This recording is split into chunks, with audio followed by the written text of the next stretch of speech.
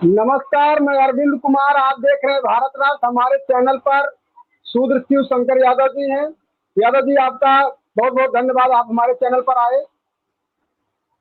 आपको भी शुक्रिया, धन्यवाद। जय भीम। आपको चैनल जी, बुलाने जय के लिए भीम। और दर्शकों को भी जय भीम। जी, तो आप से पहला मेरा सवाल है कि आप के नाम के आगे शूद्र और पीछे यादव, इसका क्या मतलब है?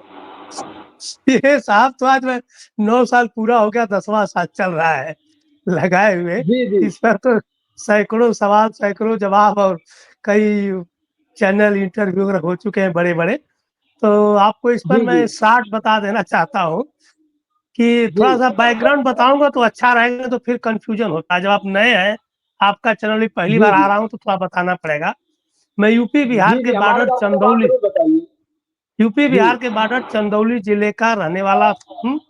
और साथ जी साथ मैं हाई स्कूल, इंटर, बीएससी एक बहुत ही गरीब किसान परिवार में रहते हुए जमानिया रेलवे स्टेशन से 9-10 किलोमीटर दूर मैं पैदल आ जी जाकर के पढ़ाई किया हूँ। और बीएससी जमान हिंदू डिग्री कॉलेज जमानिया से 1972 में बीएससी टॉप किया। और 73 में सरकारी नौकरी में बम्बई में मैं आ गया। जी बम्बई में पहले ही से थोड़ा सा मैं अलग टाइप का था। ये तो जी मतलब पता नहीं, बाई बर्थ था, अलग टाइप का मैं था, एक अलग ही नेचर का था। तो बम्बई में आने जी के बाद ही सर्विस में लग गया। सर्विस करते करते 1982 में बड़े नाटकीय ढंग से मैं कांसीराम के साथ आ गया। जी जब कांसीराम के साथ ज्वाइन कर लिया, बामसेप में आ गया, बामसेप में जुड़ गया। उस पर जाएंगे तो बड़ी लंबी चौड़ी, उस पर अलग से इंटरव्यू बन सकता है।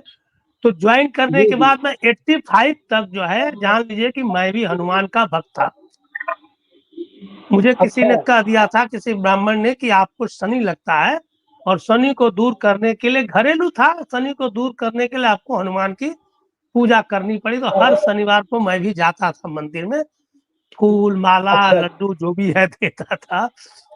ये 85 में मैं एक काला घोड़ा पर मोर्चा निकाला गया आरपीआई के थ्रू। मुंबई मोर्चे का में। कारण ये था, हाँ, बंबई में मोर्चे का कारण ये था कि रिडल्स एंड हिंदुइज्म को भारत जी सरकार, महाराष्ट्र सरकार छापना चाहती थी मराठी में, जी लेकिन बाला साहब ठाकरे विरोध कर रहे थे। तो उसी के विरोध में काला घोड़ा पर आरपीआई का मोर्चा निकला। तो मोर्चे में जी आरपीआई के लोगों ने कहा कि अगर रिडल्स हिंदुइज्म नहीं छापी जाएगी तो हम राम का पुतला जलाएंगे। फिर जी पेपर में मोटिंग हेडिंग में आया कि हम राम का पुतला जलाएंगे। तो मैं उस समय गजटेड पोस्ट था। मैं लोगों से पूछा, अपने स्टाफ से, ये क्या है भाई, कौन पागल है जो भगवान राम की पुतला जलाएगा? मैं जैसे आज सबको आक्रोश होता है, वैसे मुझे भी आक्रोश हुआ। तो बिल्कुल बिल्कुल, जाहिर सी बात। लोगों ने बताया कि किताब है रिडल्स इन हिंदुइज्म, उसी का डिस्प्यूट बहुत बड़ा चल रहा है। मैं बोला, किताब कहाँ मिलेगी? वो किताब मालूम है, इंग्लिश में थी, चोरी से मिली। एक अच्छा। महाराष्ट्रन स्टाफ ने जा करके, मैं गया साथ में, एक दुकान से वो खरीदवा हम्म। के दिया और उसको 2-3 बार पढ़ा। पढ़ने के बाद मुझे लगा कि यार मैं क्या नई चीज पढ़ रहा हूँ। साइंस का स्टूडेंट था, इंजीनियर हो गया मैं, कुछ एबीसीडी ज्ञान जी सामाजिक था ही नहीं। उसके बाद से मंथन करने बाद जो घर में हनुमान का मंदिर था ना, उसको उठा के बाहर फेंक दिया। तभी से मैं भगवान नाम के भूत से, देवी से, देवता से, पाखंड से, अंधविश्वास से मुक्ति पा गया। और यही नहीं, उस तो, किताब को पढ़ने के तो बाद, आपको आपको कैसे लगा कि इसके बीच का अंतर या हो सकता है कि हाँ, हमको ये चीज मानना चाहिए, ये चीज नहीं मानना चाहिए? नहीं, उसमें इतना अच्छा बाबा साहब ने समझाया था ना, कृष्ण के बारे में, जी राम के बारे में भी। जब यही नहीं, उसके बाद बहुत सी किताबें पढ़ना शुरू किया बाबा साहब। जी और जी देख, बहुत सी किताबें पढ़ना शुरू किया मैं। आपको बिलीव नहीं होगा, इतना किताबें। अब वो जहाँ भी कैडर प्रशिक्षण होता था तो किताबें मिलती थी, आपको तो पता है, हर जगह।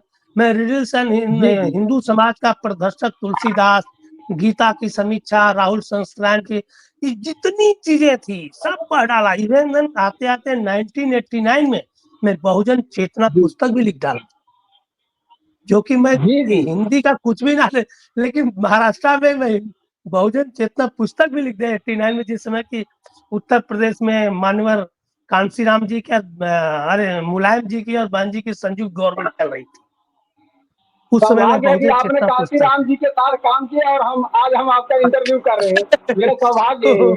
नहीं, बड़ा अच्छा काम किया। मैं संतुष्ट हूँ अपने लाइफ में, क्योंकि लाइफ में जहां भी रहा, मैं सर्विस में रहा, चाहे नौकरी में, पढ़ाई में रहा, चाहे जी सामाजिक काम में, बड़े तनमन से काम किया। मैं बाप से बड़े लगन से काम किया, घर तो द्वार फिर मेरा सैटरडे एक संडे सवाल को छोड़। आपसे। हाँ बोलिए सर। जी आपसे मेरा एक सवाल फिर। तो हाँ। इतने बड़े चेहरा, एक पेरियार ललाई सिंह यादव ओबीसी समाज हम्म। से, गडेरिया समाज से पेरियार जी स्वामी नायकर, हम्म। इधर छत्रपति साहू जी महाराज, हम्म। लेकिन फिर भी आखिरकार ओबीसी समाज इस बात को क्यों नहीं समझ पा रहा है कि हमको किस दिशा में काम करना है, या हमारे समझाने में प्रॉब्लम है, या फिर हम उनको समझा नहीं पा रहे हैं? क्या दिक्कत कहाँ आ रही है?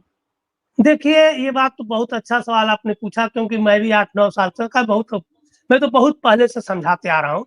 जब बहुजन चेतना जी। किताब लिखी थी तो यादवों को फ्री में बांटता था, तो ले आके पढ़ते अच्छा। भी नहीं थे, ले आके रख देते। मैं पूछा कुछ पढ़े भाई? अरे यार मौका है, पढ़ते तक नहीं है लोग। सवाल है कि जब पढ़ोगे नहीं, समझोगे नहीं, तो जानोगे क्या? आपको एक जी चीज बता बिल्कुल। दूं कि जी हमारे देश का जो ब्राह्मणवादी व्यवस्था का जो कल्चर है, जिसको हम परंपरा जी कहते हैं, आस्था कहते हैं, इसको इतना जबरदस्त 24 घंटा पैदा होने से लेके सुबह से लेके शाम तक, ये करो वो करो ये करो, आप देख रहे हैं ना, पैदा होने से लेके जी जी मरने तक और सुबह उठने से लेके शाम तक कुछ न हर समय आपके दिमाग में रखा हुआ है। और वो इतना जी करते करते ब्लड के हार्मोन्स में चला गया है, वो जल्दी छूटता नहीं है। सवाल ये है, आपको बता दूं इसी के बैकग्राउंड में कि 82 तक जो था, आप जिस फूले की बात कर रहे हैं, महाराष्ट्र में जी फूले समाज ही फूले को नहीं मानता था, साहू को नहीं मानता था। ललई जी सिंह यादव को तो आपको पता है, जब तक जिंदा बेचारा रहे, कोई यादव उसको एक कप चाय नहीं पिलाया है। जी मैं जी जाके गांव में बिल्कुल। देख के आए हैं, कभी एक कप चाय बेचारे को नहीं मिली है यादवों के द्वार पर। इतना नफरत लोग करते थे।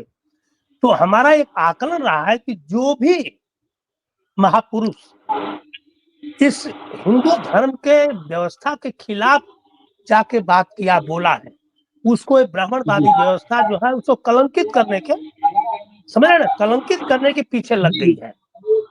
और उसको इतना कलंकित कर दिया है कि उसी के समाज के लोग उसको नकारना शुरू कर दिया।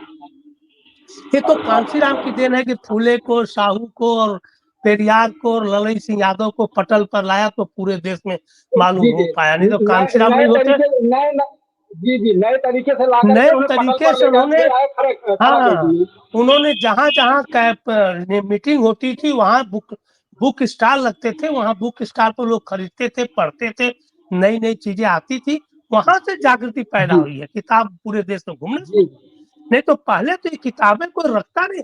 अरे हमारी जो बहुजन चेतना किताब लिखा था ना, मैं कहीं जाता जी तो छिपा कर रखता था भाई।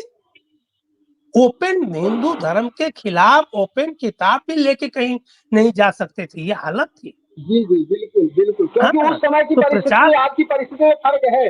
आज तो बहुत अंतर है, अब तो खैर पूरा आज क्यों अंतर, इंटरनेशनल मीडिया हो गई है। पहले सिर्फ जी जी नेशनल मीडिया था। अब हमने किताब लिखा, किसी को पता ही नहीं। मैं मालूम है किताब कैसे लिखा? मैं हिंदू धर्म जी वर्ण व्यवस्था के खिलाफ मैं तरह तरह के चिट्ठी लिखता था प्रेस वालों को, टाइम्स ऑफ इंडिया अच्छा। को, जनसत्ता को, जो अपने मराठी के पेपर थे ना, मैं हिंदी के बम्बई में, उनको जी मैं चिट्ठी लिखता जी रहता था। तो कोई छापता ही नहीं था। मैं तो 10-20 देखते ही चिट्ठी तो तो क्योंकि उसकी विचार, आपकी विचारधारा और उसकी विचारधारा मैच ही नहीं खा सकती। उसको कोई छापता नहीं था। तो मैं डॉक्टर सुरेश माने, जो उस समय महासचिव थे बसपा के, उनसे कहा कि यार ये तो बोलते हैं वो सब कुछ नहीं छापे, क्यों नहीं किताब लिख देता है, इसको संग्रह करो, अपनी ये किताब बना लो। तब मैंने उसी को फिर जी संग्रह किया और एक किताब पब्लिश किया। तो तो किताब आपकी पब्लिश करने, आपकी पुस्तक तो आपकी पुस्तक लोगों तक कैसे पहुंचेगी? वही तो कह रहा हूँ ना कि भाई फ्री में बांटता था भाई, फिर भी लोग नहीं पढ़ते थे। मैं यादव समाज की मीटिंग होती थी तो वहां ले आकर रख देता था, भाई ले जाओ पढ़ो। तभी कोई पढ़ता। एक महोदय डॉक्टर थे, सुनिए, हमारे घर के नजदीक एक डॉक्टर थे, जो हमारे पारिवारिक जी डॉक्टर भी थे, उनको मैं किताब दिया। 2 जी दिन के बाद हमारे लाकर वापस कर दिए। और ये बार ये किताब घर में रखने लायक नहीं है। एक डॉक्टर की बात कर रहा हूँ, लाके वापस कर दिया, बोलता है कि ऐसी किताब घर में कैसे रख सकते हैं? बच्चे पढ़ेंगे तो क्या सोचेंगे? सोचिए। जब ये उनके मन में स्थिति इतना है। बड़ा सवाल है, सुनिए एक मिनट, हाँ, जब उनके मन में इतना बड़ा सवाल है तो आम पब्लिक जो है, आम जो इस पब्लिक बात से बताइए ये बहुत हालत दूर है। है, हाँ, जो बहुत दूर है, अरे भाई, उसको वो कैसे समझ सकती है? आप बताइए कि इतनी मानसिकता मतलब कुंद कर दिया गया था, मरजहर भर दिया गया था, बेवकूफ बना के रख दिया गया था, जानवर से बदतर, कि कुछ सुनने को तैयार नहीं इसके खिलाफ, इसके बारे में। आज तो मैं खुश हूँ कि आज सब लोग सुन रहे हैं, समझ रहे हैं, पढ़ भी रहे हैं, थोड़ी अच्छी जानकारी हो रही जी है। अब मुझे भी मान सम्मान मिल रहा है, जगह यादव समाज ये बुला रहा है, इज्जत कर रहा है, ये बड़ी खुशी की बात है। लेकिन हम तो पूरा परिवर्तन स्टेप बाय स्टेप, साल बाय साल देखते आ रहा हूँ ना, कैसे कैसे अंतर आया है। तो तो ओबीसी, एससी, एसटी, हम्म। ये तीनों आपको क्या लगता है कब एक साथ आएंगे? देखिए, ये बड़ा मुश्किल काम है, क्योंकि हमारे जी देश में जो है, सच कहिए तो एक वर्ग ऐसा है। देखिए, सवाल यहाँ है, आपको बता दूं, ये इसके बैकग्राउंड में जाऊंगा। ये हमारे देश में क्रांति और प्रतिक्रांति और क्रिया और प्रतिक्रिया, क्रिया के विपरीत प्रतिक्रिया होती है, न्यूटन का लॉ है। ये जी हजारों जी साल जी से चला आ रहा है, हजारों साल से। गौतम बुद्ध के पतन के बाद जो मनुस्मृति लाई गई है, मनुस्मृति जी के विरोध में क्रिया और प्रतिक्रिया, एक मानवतावादी विचार और एक जो है ब्राह्मणवादी विचार, ये दोनों जी की जी लड़ाई हजारों साल से आई है। और वो लड़ाई यहाँ तक कि पता नहीं कितने लोग मर गए होंगे, कितने लोग लड़े होंगे, बौद्ध के काल के बाद कितने मरे होंगे, क्या क्या किए होंगे, इतिहास नहीं है। लेकिन कब का जी इतिहास मिलता है? मुगलों के समय का, अंग्रेजों के समय का।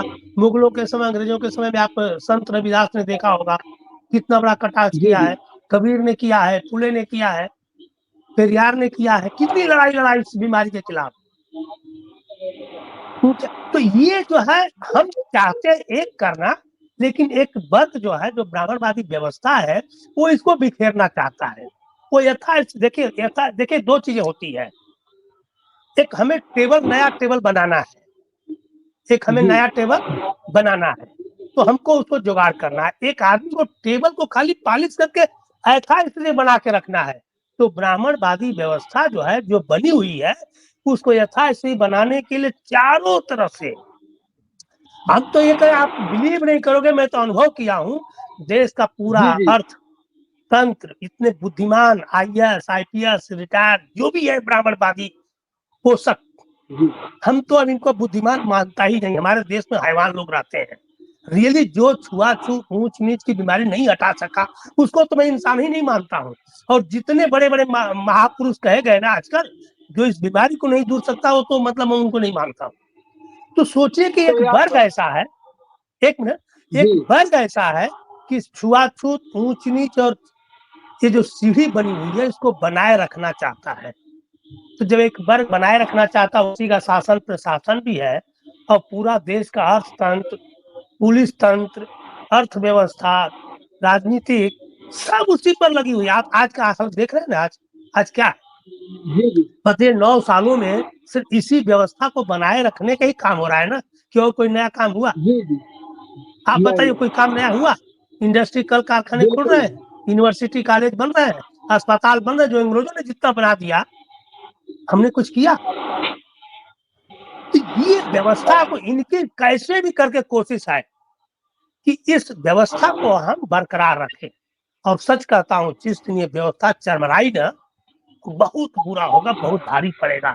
और हमें लगता है एक न एक दिन चरमरा के गिरेगी। ये बालू के ढेर पर है, जो ना बालू का जी ढेर लगा करके कहा उसको। जी, इसके पहले बहुत कम ही लोग जागरूक थे, फुले मेडकरी विचारधारा से, बुद्ध हाँ, के विचारों से कम लोग अवगत थे। लेकिन आज हाँ, के परिप्रेक्ष्य में देखा जाता है तो इससे उम्मीद लगाई जा सकती है कि आने वाले समय में क्रांति होगी, अवश्य होगी। होगी, तो 100% यादव, होगी। तो जी, जो यादव समाज है, आप उसको क्या संदेश देना चाहेंगे? क्योंकि यादव के अंदर जो घमंड है, जो उनके अंदर ईगो है, उसको कैसे निकाला जा सकता है कि आप इससे दूर देखिए, रहिए? देखिए ये चीज आपने एक सवाल किया, ये यादव के घमंड, और मैं सोशल मीडिया से 9 जी साल से भी देखता हूँ। हमें भी लोग कहते हैं अरे यार सबसे ज्यादा तो यादव ही SC ST को सताता है, कमजोर को मारता है, सबसे ज्यादा ब्राह्मणवादी। तो मैं भी एक्सेप्ट करता हूँ। मेरा ये जी कहना है कि जो ब्राह्मणवादी व्यवस्था है, जिसमें छुआछूत ऊंच नीच की मानसिकता भर दी गई है, अगर यादव अपने को उच्च मानता है, मतलब बिंद से या कोयरी से, कुर्मी से, पासी से, और यही जी नहीं, कुर्मी पासी भी अपने को उच्च मानता है, इवन देन भंगी और चमार में भी ऊंच नीच की भावना है, और उस जी भावना के कारण एक दूसरे को सता रहा है, तो इंसान का दोष नहीं है, उस मानसिकता का दोष है। आप बताइए, मैं जी किसी यादव हूँ तो मैं किसी या चमार को, भंगी को सताऊंगा?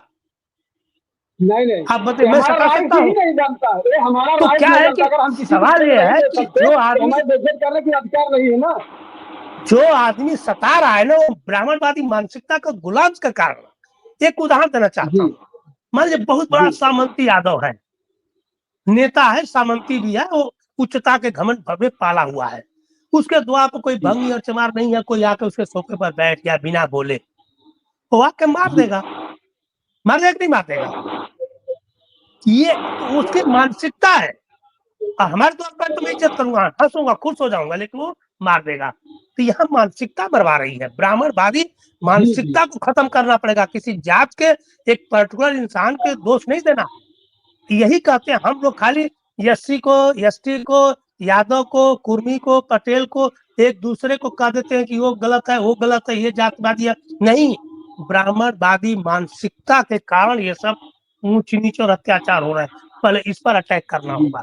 ये अपने हर आदमी जी को ये सोचना पड़ेगा कि मैं अगर यादव हूं तो चमार से छोटा हूं, हमसे चमार महान है, उच्च है, उसको बहुत सताया अगर गया है, हम वही सब अगर कुछ हम सेवा ऊंच किया। ऊंच नीच की श्रेणी में नहीं रख सकते, जो क्रमिक गैर बराबरी है, इसको हाँ, हम बराबरी कर सकते हैं। बराबर करें, बराबर हम करें, आपस में, जो आपस में रोटी बेटी का बहन संबंध बेटी है। का रिश्ता करें, शादी विवाह करें, जी बहन बेटी। अब देखिए एक समय ऐसा था कि जब लव मैरिज होता था तो लोग कत्ल कर देते, इवेन जी आपके जी जाट समाज में। अब इज्जत से हो रही है।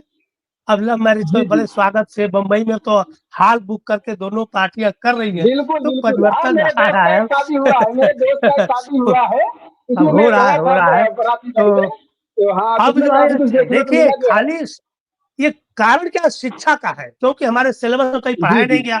सिलेबस में तो खाली जी पाखंड, ऊंच नीच, छुआछूत और ब्राह्मणवाद को ही बढ़ाने का किताबों में पढ़ाया गया है। मैं कैसे उद्वेलित हो गया, जी बाबा साहब को पढ़ा। अगर हम अपने सिलेबस के कल्चर को पढ़ते आ गया ना, तो सुधार नहीं होगा।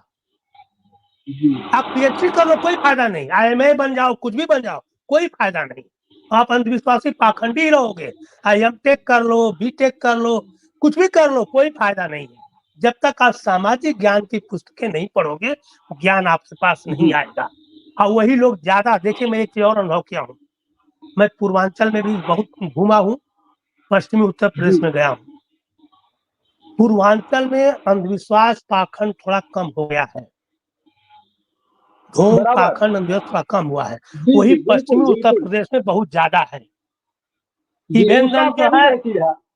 हाँ, इसलिए है कि वो लोग संपन्नता ज्यादा आ गई है। तो ये भी मन होकर, जो ज्यादा संपन्न होता है उतना ही पाखंड के पीछे जाता है। वो सोचता भगवान के कारण मैं संपन्न हुआ हूँ, तो वो ज्यादा जी जी पाखंडी है। संपन्नता भी ज्यादा पाखंडी है। गरीब आदमी को एक बार कहो ना, उठा के फेंक देगा, लेकिन किसी संपन्न पढ़े लिखे इंजीनियर को कह दोगे ना, तो आपसे लड़ जाएगा, वो नहीं जी हटेगा, बिल्कुल। वो लड़ जाता है। यही समस्या है। सामाजिक जो है परिवर्तन के लिए रियली बहुत बड़ी लड़ाई। हम तो बता रहा हूँ कि 9-10 साल से हो गया लड़ते लड़ते, लेकिन कितनी गालियां, कितनी धमकियां, कितना बहुत बहुत तकलीफ रहा। लेकिन ये जी जी, खुशी है यार देखिए कि सर पे कफन बांधने के समान है सामाजिक कार्य करना। नहीं नहीं, मैं भी सही फील बात है। किया हूँ इस चीज बड़ी को, तो इस अच्छा, चीज को मैं फील आपको किया, सामाजिक कार्य करना सिर पे कफन बांधने के समान है। आपको बता दूं मैं क्यों इस पर अडिग रह गया। कि मैं जी ये जो आपने सवाल पूछा था ना कि शूद्र नाम क्यों रख लिया, मैं उसका थोड़ा सा जी जी बैकग्राउंड जानना चाहता हूँ। विचार तो मेरे थे ही पहले से।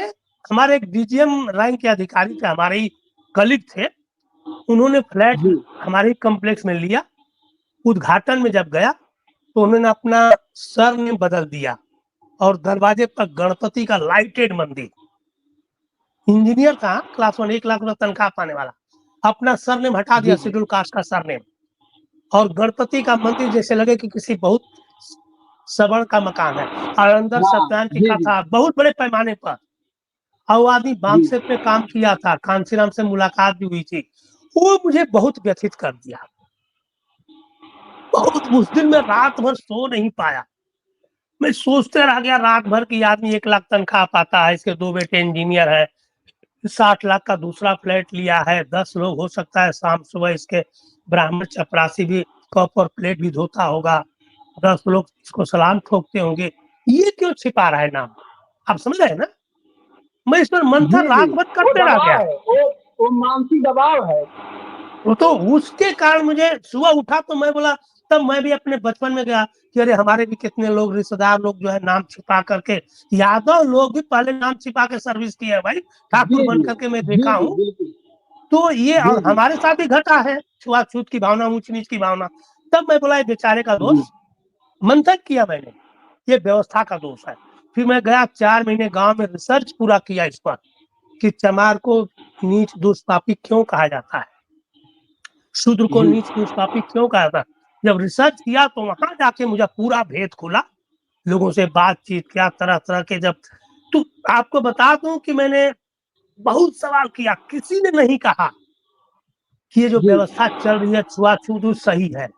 ब्राह्मण भी कहता है गलत है, ठाकुर भी कहता है गलत है, मुसलमान भी कहता है जी गलत जी है, बुजुर्गों से ही पूछा, किसी ने नहीं कहा कि नहीं ये चल रहा है वो बहुत सही चल रहा है। मैं बोला सब लोग कह रहे हैं गलत है, चला कौन रहा है? आप समझ रहे हैं ना? सबसे मैं बड़ा रिसर्च में सवाल तो पाया वही हुआ ना। है सब कोई सही कि ही, अगर सही है सभी तो कह रहे चला हैं क्यों रहे गलत, हो फिर? चला क्यों रहा है, चलाया क्यों जा रहा है जब गलत चीज चल रही है। तो मैं उसी दिन जी जिद जी किया, बम्बई में आया, हमारा एक ऑफिस थी उसको खाली करा, जी एक बहुत बड़ा बोर्ड भी लगाया, गर्व से कौम शूद्र, आज भी वो आपके व्हाट्सएप ग्रुप पर वो फोटो दिखाए, गर्व से को शूद्र, जी अपना जी। बैनर लगाया। उसी दिन नाम भी बदला, मेरा नाम कभी यादव सर ने अच्छा। नहीं रहा, मेरा नाम शिवशंकर रामकमल सिंह है ऑफिशियल, यशआर सिंह, ये भी नाम फेमस था एक समय, यशआर सिंह सनकी से जी जी नाम से पूरा मीडिया में, मैं पूरे मीडिया में छा गया था, आज तक में इंटरव्यू भी आया है। मैं भारत सरकार का संचार श्री अवार्ड विनर हूँ, बेस्ट इंजीनियर का, विजिलेंस में 7 साल जी रहा, 400 क्लासरूम क्लास 2 छात्रों को बुक किया हूँ, सीबीआई में गया वहां भी अवार्ड मिला। तो मैं, एक समय था कि मैं उस समय भी पेपर में पूरा छाया हुआ था। तो मेरा ये कहने का मतलब है कि हमें ये भी अनुभव मिला है कि प्राइमरी में पढ़ने से लेके हाई स्कूल इंटर बीएससी तक सैकड़ों 52 जी ठाकुर गुजरे हमारे साथ, नौकरी में भी हजारों लोग मेरे साथ गए, साथ में काम के। जी मैं कहीं नहीं देखा कि कोई 52 ठाकुर हमसे उच्च है, किसी रूप में नहीं मिला। तो वो भी मुझे प्रतिबद्ध हुआ कि भाई मैं नीच क्यों हूँ, मैं दुष्पापी क्यों जी हूँ ज्यादा हूँ। तो आप समझ रहे हैं ना, मुझे वो भी कॉन्फिडेंस जी मिला जी ना, पूरे लाइफ में झेला मैं, हमसे तो कोई जी बुद्धिमानी में बिल्कुल। मिला, काम करने में तेज कोई नहीं मिला, बुद्धिमानी में तेज नहीं, पढ़ाई में कोई तेज, फिर मैं उच्च कैसे हो गया। और बाबा साहब अम्बेडकर विश्व का चौथा 5वां विद्वान, भारत में ऐसा विद्वान ही कोई नहीं है जो कि सबसे लोएस्ट पायदान पर है। तो वो मुझे विश्व तर्क के चौथे मजबूत किया, नंबर, विश्व के चौथे वो नंबर पर। चौथे नंबर पर वही मुझे तर्क मजबूत किया। तब मैंने जा जी करके इस मिशन चलाया, गर्व से को शूद्र है, एक मिशन दिया। उस मिशन का एक लाइन ये बता देना चाहता हूँ, मेरे मिशन का ये जी लाइन है कि चमार, कुम्हार, बढ़ई, लोहार, इन्हीं लोगों के काम का बर्तन जो था, जो भी कारीगरी थी, ये लोग रिसर्चर थे, इंजीनियर थे, प्रोडक्शन करता थे। यही जब कुछ भी पैदा किए, इसी से ब्राह्मण क्षत्रिय वैश्य भी जिंदा रहा है। इन्हीं की कारीगरी, इन्हीं का इंडस्ट्री, इन्हीं का, अरे आज न कल कारखाना है, 400-500 साल जी तो पहले इन्हीं के इंडस्ट्री कारखाने, इंजीनियर इनके घर में ही थे ना, बाप जी दादा जी ही इंजीनियर बिल्कुल। सिखाता था ना। आप 300-400 साल पुरानी बिल्डिंग जाके देखिए, कारीगरी में आप दस्तक रह जाएंगे। अब तो कारीगर सब मर गए बिल्कुल बेचारे, तो बिल्कुल। नए कारीगर नहीं पैदा हो रहे। तो हम, देखता ये हूँ, हमारा मुंबई में सवाल है, देखता हूँ मैं ऐसे। जी हमारा ये सवाल है कि ऐसे इंजीनियर, ऐसे कारीगर, ऐसे रिसर्चर को हम नीच दुष्पापी क्यों कहें? जिसने खिलाया पिलाया जिलाया और जो ढोंगी पाखंडी परजीवी रहा अपने को उच्च बना लिया, और जिसने खिलाया पिलाया उसी को नीच दुष्पापी बना दिया, ये तो दुर्भाग्य है। इसको बदलने के लिए मैंने एक मिशन गर्व से कहो शूद्र बनाया, क्योंकि मैं बहुजन में तो काम बहुत जी किया था, लेकिन मैं मिशन चलाया जी और जी आपकी दया से आज सफल हो गया। आज बता दूं, मुझे 2 जी दिन पहले पता चला है, ये आपके मेटा एआई पर हमारे बारे में बहुत कुछ अच्छा लिख के दिया है। मेटा एआई पर आप शुद्ध शिवशंकर सिंह यादव डालेंगे ना, तो मेरे बारे में जी जी बहुत अच्छा लिखा है। मैं भी चकरा गया कि, और वो भी इंग्लिश में लिख के भेजता है, जबकि मैं कहीं भी जी एक भी लेटर, एक भी लेख, एक भी इंटरव्यू कहीं कोई इंग्लिश में मैं डाला ही नहीं। देखो इंग्लिश में लिख के मेरे बारे में आप सब भेज रहा है। जी आपके तो विचारों ये से प्रभावित होकर के। ये इंटरनेशनल मीडिया का कमाल है। अब अगर भारत का मीडिया जी होता तो आज कोई पूछता जी नहीं, लेकिन जी जी इंटरनेशनल मीडिया कोई दबा नहीं सकता, छिपा नहीं सकता। जो काम करेगा उसको जी आना बिल्कुल। ही आना है, इसमें कोई दो राय नहीं है। तो अंतिम अंतिम शब्द में हाँ। आपसे एक सवाल, हम्म। यही अंतिम होगा। फूले अम्बेडकरी विचारधारा को लेकर के यादव को इसमें भाग लेना चाहिए या फिर इससे दूरी बना के रखना चाहिए, छोटे से शब्दों में? नहीं साहब, ये तो सवाल ही नहीं है कि दूरी बना के रखना। बता दूं आपसे, यादव क्यों परेशान जी है। यादव देखिए, ब्राह्मणों ने क्या किया है कि हर जातियों को एक एक भगवान दे दिया। देखिए बहुत अच्छा सवाल है, कल लंबा हो जाता है। हर जात को एक भगवान दे दिया है। तो आप बताइए, जी जब कृष्ण को भगवान मान लिया, संत रोहिदास को भगवान मान लिया, वाल्मीकि को भगवान मान लिया, विश्वकर्मा को भगवान मान लिया, तो वो जातियां अपने भगवान को मानेगी ना, बाबा साहब अम्बेडकर क्यों मानेगी। तो जब तक आप बाबा साहब के बारे में बताओगे नहीं इन जातियों को, तब तक ये भगवानों को छोड़ेंगे नहीं। सवाल ये उठ रहा जी है, इसलिए कमी है यादों में। चाहे अभी देखिए विश्वकर्मा पूजा बहुत बड़े पैमाने पर चल रहा है, प्रहलाद जी जी जयंती के दिन जी कोई नया भगवान बना के दे दिया। तो कृष्ण भी भगवान नहीं है, मैं उनको कतई भगवान नहीं मानता हूँ। मैं तो ओपनली अपने जी यादव समाज के मीटिंग में कहा हूँ। तो हमारे समाज जी के एक महापुरुष है, नायक है। भगवान तो किसी की दुकान है, जी वो दुकान नहीं होती तो उसका चढ़ावा नहीं चढ़ता है। चढ़ावा चढ़ रहा है इसका मतलब दुकान है। वो काल्पनिक है, जी लोगों ने हमें और आपको ठगने के लिए किसी ने भगवान बना के दे दिया है। ये हमें और आपको, यादव को, चाहे कुर्मी को, चाहे जिस जातियों में ये तरह तरह के भगवान दे दिए गए हैं ना, गुमराह करने के लिए, उनको समझाना पड़ेगा। बाबा साहब के बारे में, फूले के बारे में, ललई सिंह यादव के बारे में, चाहे रामस्वरूप वर्मा जी के बारे में, सबको बताना पड़ेगा भाई, जी। तब जाके तो परिवर्तन आएगा। आप हमारे चैनल पर आए, इसके लिए मैं आपका बहुत बहुत आभारी रहूंगा। शुक्रिया, धन्यवाद, जय भीम। जी थैंक यू। जी जय हिंद।